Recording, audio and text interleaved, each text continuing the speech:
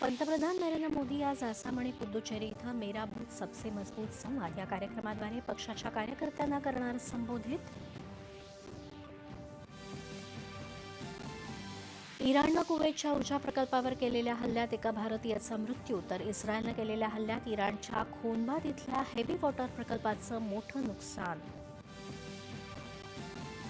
केंद्र सरकारनं सर्व राज्यांना सार्वजनिक वितरण प्रणालीच्या माध्यमातून तात्पुरत्या स्वरूपात सुपिरियर केरोसिन ऑइलचा अर्थात एसकेओचा करणार पुरवठा. जागतिक संघर्षाच्या काळात सर्वांनी एकजुटीनं आव्हानांवर मात करणं आवश्यक असल्याचं पंतप्रधान नरेंद्र मोदी यांचं मन की बात कार्यक्रमात प्रतिपादन.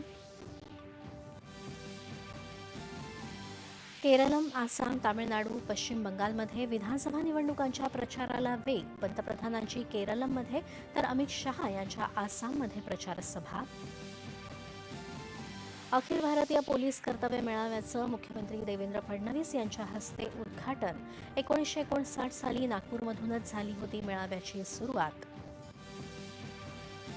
नव्या फौजदारी कायद्यांमुळे देशात पोलीस व्यवस्था आणि आपराधिक न्याय प्रणालीत सुसूत्रता येऊन जनतेला जलद आणि योग्य न्याय मिळत असल्याचं मुख्यमंत्री देवेंद्र फडणवीस यांचं प्रतिपादन.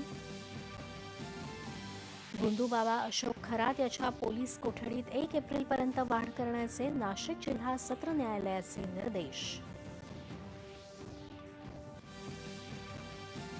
खेलो इंडिया आदिवासी क्रीडा स्पर्धेत यवतमाळच्या साक्षी बुरकुले हिला भारोत्तोलनात सुवर्णपदक. आणि IPL स्पर्धेत मुंबईत झालेल्या सामन्यात मुंबई इंडियन्सनं कोलकाता नाईट रायडर्सचा 6 गडी राखून केला पराभव. स्पर्धेत आज गुवाहाटी इथं राजस्थान रॉयल्स आणि चेन्नई सुपर किंग्ज दरम्यान रंगणार सामना. नमस्कार.